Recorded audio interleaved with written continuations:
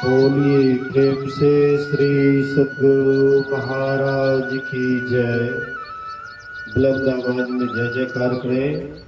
बोलिए श्री सद्गुरु महाराज की जय।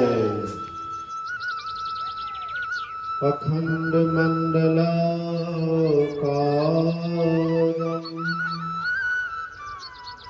व्याप्तं येन चराचरं तत्पदं दर्शितं येन तस्मै श्री गुरुवे नमः। धन्य धन्य सतगुरु सुखद महिमा कही न जाए। जो कछु कहा तुम्हारी कृपा मोते कछु न बसाए। धर्मानुरागी प्यारी जनता, अभी हम लोग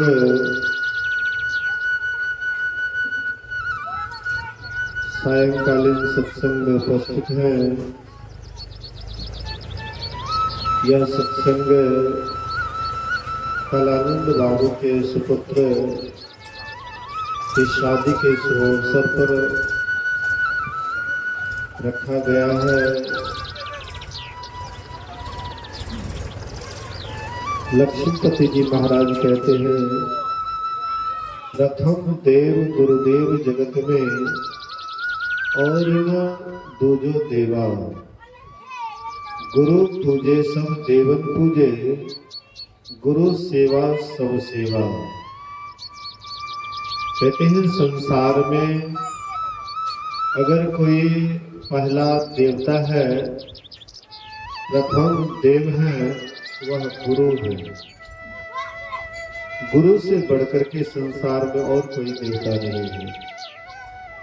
गोस्वामी तुलसीदास जी महाराज कहते हैं, बंदौ प्रथम महीसुर चरना मोह जनित संशय सब हरना। कहते हैं निसंदेह जो हमारे मोह को हरने वाले हैं। मोह किसको कहते हैं? अज्ञानता को। अज्ञानता को जो दूर करने वाले हैं, हमें परम ज्ञान की दशा में ले जाने वाले हैं, कहते हैं कि वह प्रथम देव है। प्रथम देव गुरुदेव है। बंदो प्रथम महेश्वर चरना मोह जनित संशय संहरना। तो इसीलिए जो जिनके प्रति आस्था रखते हैं, विश्वास रखते हैं, तो कोई भी शुभ काम करते हैं तो पहले अपने इष्ट को याद करते हैं। ये भी गुरु भक्त हैं, गुरु के प्रति इनकी आस्था और विश्वास है। इसीलिए शादी के पूर्व यह सत्संग का आयोजन किया गया है। अभी हम लोग श्रवण कर रहे थे, राम नाम मणिदीप धरो जीह देहरी द्वार, तुलसी भीतर बाहर हो जो चाहसी उजियार।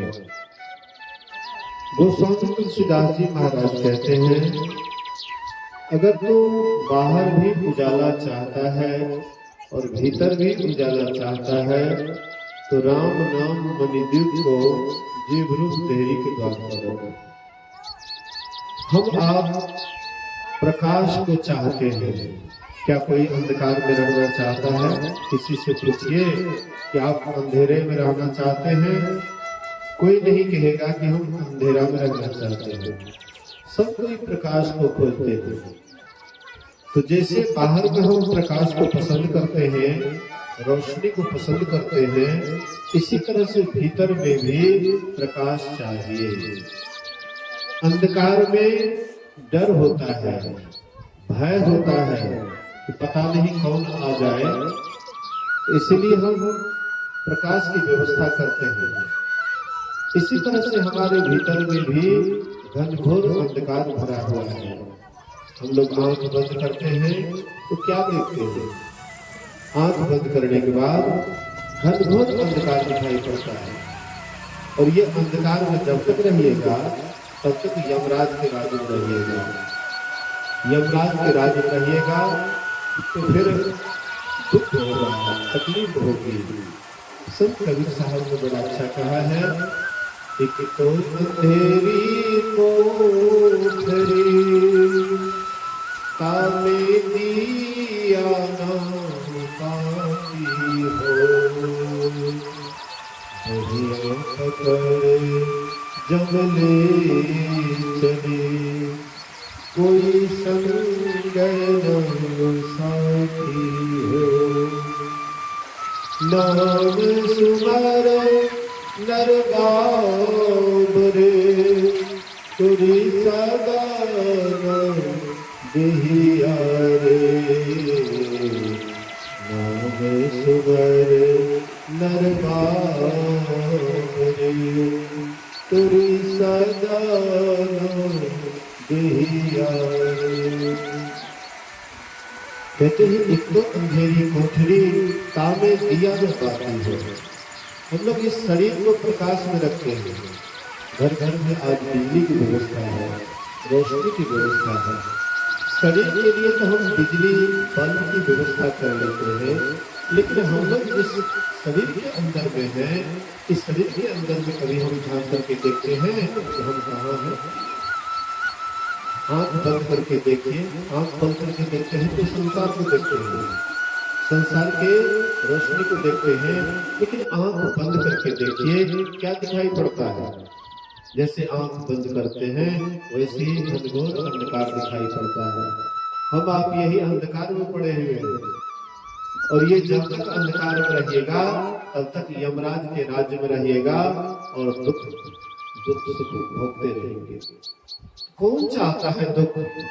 कौन दुख को पसंद करते हैं? सब आदमी सुख को पसंद करते हैं, लेकिन कैसे सुख मिलेगा? हम अंधकार में पड़े हुए हैं और सुख की कामना करते हैं, भला सुख कैसे मिलेगा? अरे सुख चाहते हैं तो अपने को अंधकार से प्रकाश में लेकर के चलिए। हम कहेंगे कि प्रकाश कहाँ है? भीतर में तो अंधकार है। तो जहाँ अंधकार है वहाँ प्रकाश भी है, जहाँ दुख है वहाँ सुख भी है, जहाँ हानि है वहाँ लाभ भी है। इसी तरह से आपके हमारे भीतर में घनघोर अंधकार है, इसका मतलब प्रकाश भी है। हमारे भीतर में प्रकाश भी है, लेकिन वह प्रकाश के लिए गुरु युक्ति से ताको गगन में तब धरके एक तारा रे, वह तारा गुरुदेव बतावे ज्योति महल का द्वारा रे। गुरु युक्ति से जो ध्यान करते हैं, गुरु युक्ति से जो ध्यान लगाते हैं, उनके अंदर में अंधकार से प्रकाश होता है। और जहाँ प्रकाश होता है वहाँ परमात्मा के आवाज को भी सुनते हैं, और उस आवाज को सुन करके परमात्मा की तरफ जाते हैं। तो ऐसे जो भक्ति करने वाले भक्त होते हैं, वे 4 तरह के भक्त होते हैं संसार में। 4 तरह के भक्त हैं, आर्त, अर्थार्थी, जिज्ञासु और ज्ञानी। ये 4 प्रकार के भक्त हैं। राम भक्त 4 प्रकार के हैं। आर्त भक्त उसको कहते हैं जब दुख होता है तब हम भगवान को याद करते हैं, जब तकलीफें होती हैं तब हम ईश्वर का नाम लेते हैं, ईश्वर को पुकारते हैं, और जब सुख होता है तो भगवान को भूल जाते हैं। ऐसे भक्त को आर्त भक्त कहते हैं। दुखी, दुख में सुमरन सब करे, सुख में करे न कोई, और जो सुख में सुमरन करे तो दुख काहे को होए। दुखी आदमी सुमरन करते हैं, दुखी आदमी परमात्मा का नाम लेते हैं, लेकिन जब वे सुख में रहते हैं तो परमात्मा से कोई मतलब नहीं रहता है। जवान आदमी को देखे सत्संग करते हुए, युवक को, युवती को, नया लड़का लड़की को देखते हैं सत्संग करते हुए, क्यों करेगा? मन उसका मतवाला होता है, सत्संग से उसको कोई मतलब नहीं होता है। लेकिन सत्संग से मतलब कब होता है? जब बुढ़ापा आ जाता है तो सत्संग से मतलब करते हैं।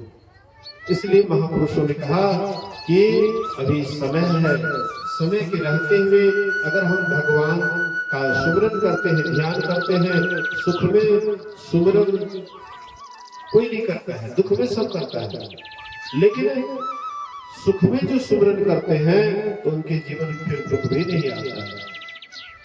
सुख में सुमरन ना किया, दुख में किया याद, कहे कबीर तादास को कौन सुने फरियाद। इसलिए जब आप प्रसन्न रहते हैं, जब आप खुश रहते हैं, तभी बहुत ज्यादा भगवान का स्मरण करना चाहिए। इसलिए कि आपके जीवन में फिर सुख ही आएगा, दुख नहीं। लेकिन जब भगवान को भूल जाते हैं तो हमारा जीवन धीरे धीरे दुखमय हो जाता है। लोग सोचते हैं कि हम दुखी इसलिए हैं हमारे पास में धन की कमी है। लोग सोचते हैं हमारे पास में पैसे की कमी है, धन की कमी है, या घर बढ़िया नहीं है, इसलिए हम दुखी हैं। लेकिन ऐसी बात नहीं है।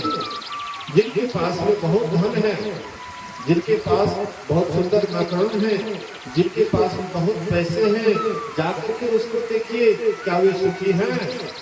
वे भी सुखी हैं। संसार में जितना भी देखिएगा शरीरधारी सब सुखिया है। सुखिया कौन है? जो परमात्मा की भक्ति करते हैं वही सुखिया है, और जो परमात्मा की भक्ति नहीं करते हैं वे दुखिया है। इसलिए कहते हैं अर्थात जो धन संपत्ति के लिए भगवान का पूजन करते हैं, भगवान का स्मरण करते हैं, कहते हैं कि वह भी सही भक्त नहीं है। धन के लोग में वे भक्ति करते हैं। जैसे कोई मजदूरी करता है भर दिन और शाम में मालिक से मजदूरी ले लेता है, उसका कुछ भी मालिक के पास नहीं बचता है। इसी तरह से हम भक्ति करते हैं, धन संपत्ति मांगते हैं, इसको आत्म भक्त कहते हैं। तीसरे होते हैं जिज्ञासु भक्त।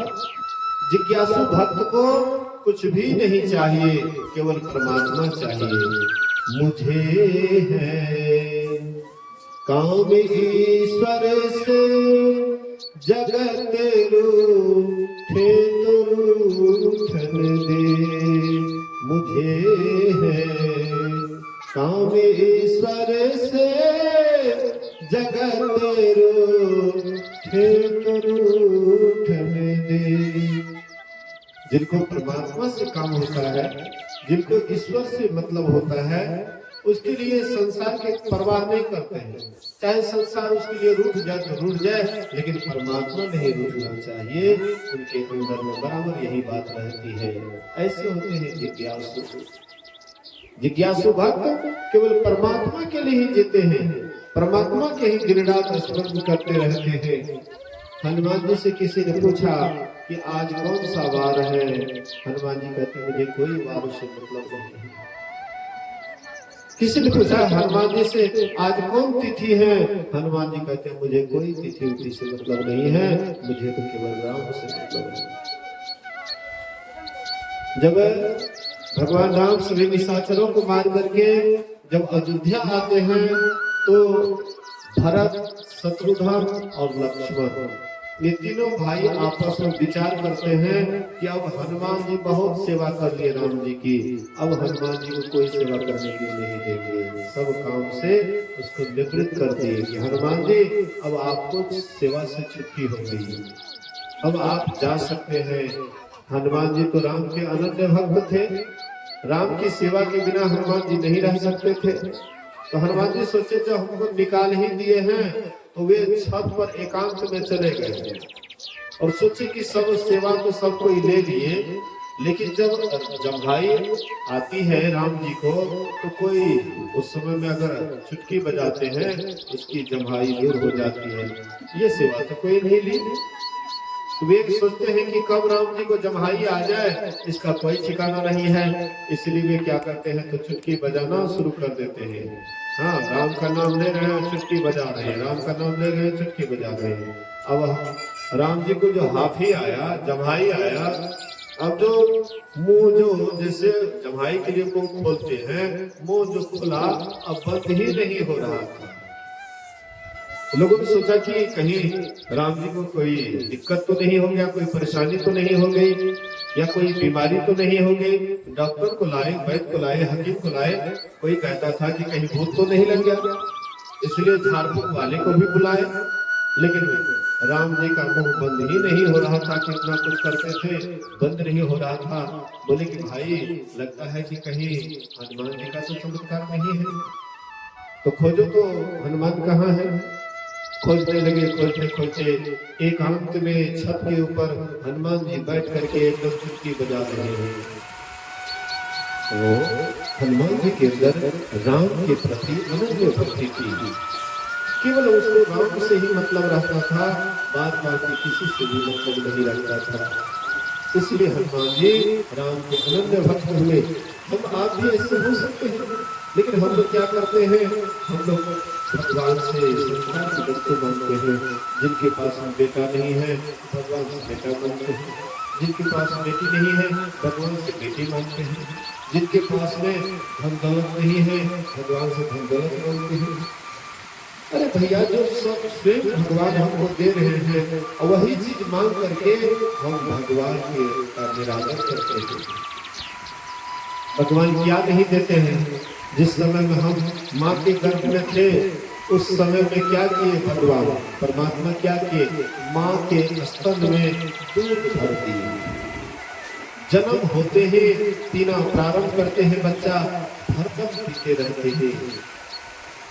मुंह में दांत नहीं आया, अब पहले से ही अन्न की व्यवस्था कर दिए। तो परमात्मा जब पहले से ही हमारी व्यवस्था संसार में कर दिए हैं, अब फिर वही संसारी चीज मांग करके हम परमात्मा का निरादर करते हैं। इसलिए परमात्मा से संसार की वस्तु नहीं मांगना चाहिए। मांगना ही चाहिए तो परमात्मा को परमात्मा ही मांगना चाहिए। ऐसी दीवानी दुनिया भक्ति भाव नहीं बुझे जी। कोई आवे तो बेटा मांगे यही गुसाई दीजिए जी, कोई आवे दुक्का मारा हम पर कृपा कीजिए जी, कोई करावे ब्याह सगाई सुनत गुसाई रिझे जी। सांचे का कोई गाहक नहीं झूठे जगत पतिजे जी, कहे कबीर सुनो भाई साधो अंधों को क्या कीजिए जी। इसको अंधा कहा गया है जो परमात्मा से संसार की वस्तु मांगते हैं। मुर्दे को भी देत है कफन लकड़ी आग, जिंदा नर चिंता करे ताका बड़ा अभाव। एक मुर्दे को भी परमात्मा कफन लकड़ी आग की व्यवस्था करते हैं, क्या जिंदा के लिए परमात्मा नहीं कुछ करते हैं। परमात्मा सब कुछ कर रहे हैं, बिना मांगे सब कुछ दे रहे हैं। फिर वही चीज जो बिना मांगे दे रहे हैं, फिर परमात्मा से वही चीज की मांग करते हैं। तो ये हमारी नादानी नहीं, मूर्खता नहीं तो और क्या है। परमात्मा से वह चीज मांगिए जो कोई देवता भी नहीं दे सके। परमात्मा से ऐसा चीज मांगिए जो देवता भी नहीं दे सके। परमात्मा से कौन चीज मांगिएगा जो देवता नहीं दे सके। देवता परमात्मा का साक्षात्कार नहीं करा सकता है, देवता परमात्मा की भक्ति नहीं दे सकता है, परमात्मा ही अपनी भक्ति दे सकता है। इसलिए परमात्मा से परमात्मा की भक्ति मांगिए।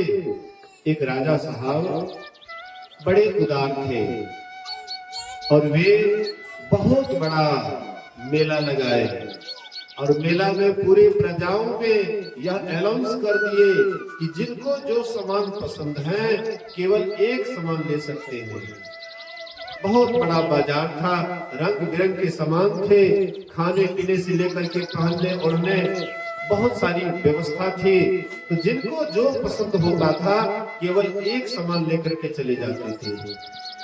इस तरह से लोग बहुत आदमी गए बाजार, बहुत सामान लेकर के आए। एक विवेकी सज्जन जो ईश्वर भक्ति करते थे, परमात्मा भक्ति करते थे, जो ईश्वर को चाहते थे, ऐसे व्यक्ति गए, सोचा कि राजा बड़े उदार है, एक चीज क्या लेना चाहिए। तो वे सीधा चले गए राजा साहब के पास। राजा साहब जहाँ बैठे हुए थे सिंहासन पर, उनके चारों तरफ परिक्रमा करने लगे, चारों तरफ घूमने लगे, परिक्रमा करने लगे। राजा पूछते हैं इतना बड़ा बाजार है, क्या तुम्हें कोई सामान पसंद नहीं है। वह सज्जन कहते हैं कि आपने ऐलान किया है कि कोई एक सामान ले सकते हैं। बोले कि हाँ, मैं तो जरूर ऐलान किया हूँ कि जिनको जो सामान पसंद हो एक सामान ले सकते हैं। बोले कि महाराज, मैं आपके बाजार का कोई सामान नहीं लेकर के मैं आपको ही ले रहा हूँ। एक आप ही को चाहता हूं, मुझे बाजार का कोई सामान नहीं चाहिए। तो जो राजा को ही अपना लिए तो पूरा बाजार किसका हुआ, राजपाट किसका हुआ, खजाना किसका हुआ, मंत्री किसका हुआ, उसी का तो हो गया। जो राजा को अपना लिए, तो राजा जिसको अपना लेंगे तो वे क्या करेंगे, राज सिंहासन को बैठा देंगे और पूरा राजपाट उसी का हो जाएगा। इसलिए हम आपको परमात्मा से एक एक चीज मांगते हैं, वह चीज नहीं मांग करके परमात्मा से यही मांगिए कि हे परमात्मा आप अपना दर्शन दीजिए, आप अपना भक्ति दीजिए, प्रेम भक्ति गुरु दीजिए बिनवों कर जोड़ी, पल पल सोहना सुनिए गुरु बोली। कहते हैं कि परमात्मा से गुरु से क्या मांगना चाहिए, कहते हैं प्रेम भक्ति गुरु दीजिए। जो प्रेम भक्ति मांग लेते हैं सभी मांग इसमें पूरा हो जाता है। प्रेम भक्ति जो जिनके अंदर आ जाता है उनके पास कुछ की कमी नहीं रहती है, सब कुछ उसके पास आ जाता है। लेकिन जो भक्ति नहीं करते हैं, संसार का एक एक सामान मांगते हैं, उसका मांग कभी पूरा नहीं होता है और सब कुछ वह दरिद्र ही रह जाते हैं। इसलिए परमात्मा से परमात्मा का दर्शन मांग लीजिए। परमात्मा का दर्शन जब हो जाएगा तो आपको कुछ और पाने की कोई चाहना नहीं रहेगी। चाह गई चिंता मिटी मनमा बेपरवाह, जाको कछु न चाहिए सोई साहंसार। चाहना आपकी तब जाएगी जब ईश्वर का दर्शन होगा, जब परमात्मा का दर्शन होगा तब आपकी कोई चाहना नहीं रहेगी। चाहना तब तक रहती है जब तक ईश्वर का दर्शन नहीं होता है, परमात्मा का दर्शन नहीं होता है, तब तक चाहना रहती है।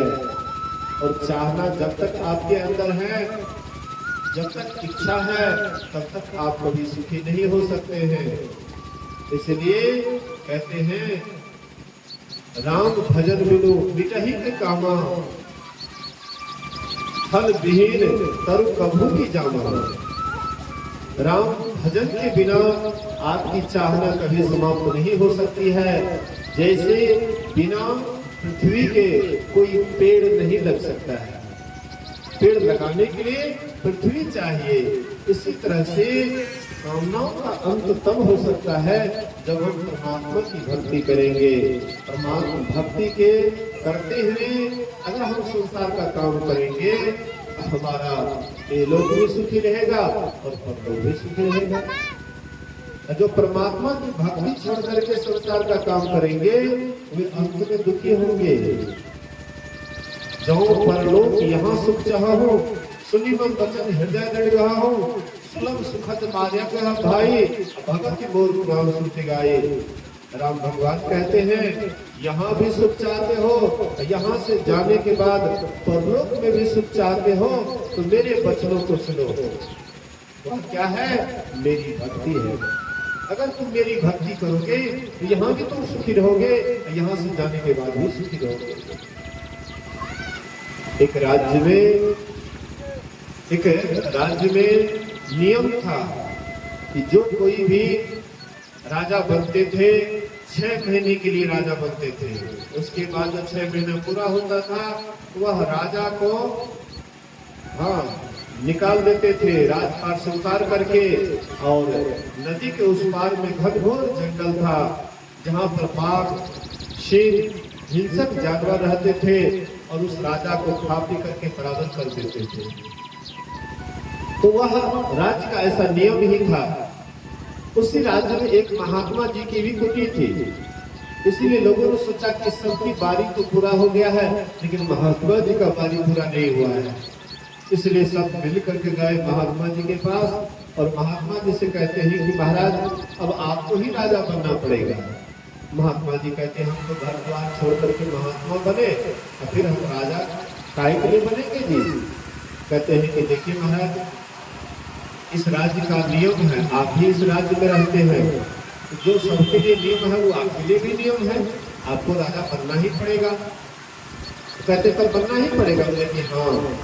बोले कि जब मैं राजा बन जाऊंगा और जो मैं कहूंगा क्या तुम लोग मेरी बात को मानोगे कि नहीं मानोगे? बोले कि निश्चित मानूंगा।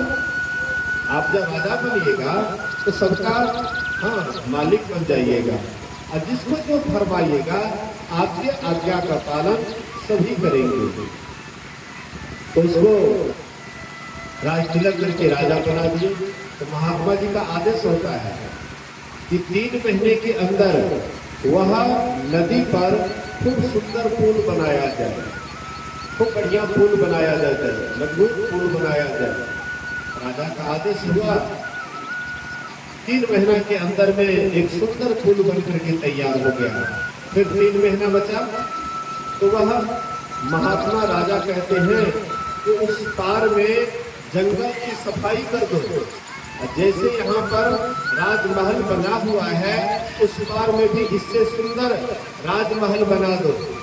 आधी प्रजा को ले जा करके और उस पार में बसा दो। तो यहाँ से भी सुंदर राजभवन उस पार में बन करके तैयार हो गया। आधी प्रजा को ले जा करके वहाँ बसा दिए। और फिर जब महात्मा जी का 6 महीना पूरा हुआ तो महात्मा जी को उस पार ले गए। वहाँ पर भी महात्मा जी के राजभवन बन करके तैयार। प्रजा लोग इंतजार कर रहे थे कि महात्मा राजा कब हम लोगों के पास आएंगे ताकि उनका हम लोग स्वागत करेंगे। तो यहाँ भी उनका स्वागत हुआ। यहाँ से जब उस पार गए वहाँ पर भी उनका भव्य स्वागत हुआ। ऐसे ही आप अगर परमात्मा की भक्ति करिएगा तो यहाँ पर भी लोग आपका आदर करेंगे, लोग आपको पूजेंगे, प्रणाम करेंगे।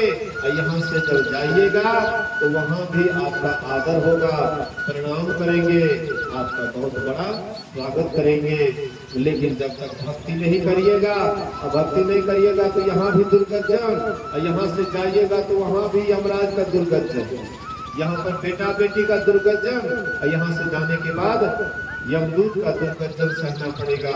इसीलिए सुख चाहते हैं, शांति चाहते हैं तो बाहर नहीं भटक करके अपने अंदर चलिए। सुबह शाम दोपहर ध्यान कीजिए।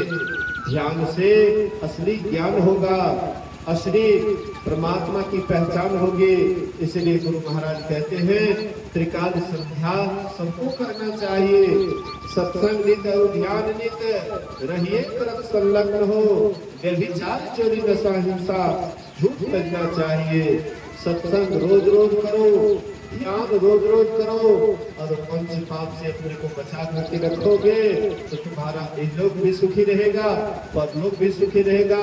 इसी वचन के साथ ये जो सत्संग करवाए हैं कलानंद बाबू अपने पुत्र के शादी के शुभ अवसर पर, तो वह जिस सोनू कुमार का शादी होने वाला है, नवदुल्हन आने वाली है, तो दोनों का दाम्पत्य जीवन सुखी हो। लेकिन सुखी तब होगा जब दोनों मिल करके ईश्वर की भक्ति करेंगे। कहते हैं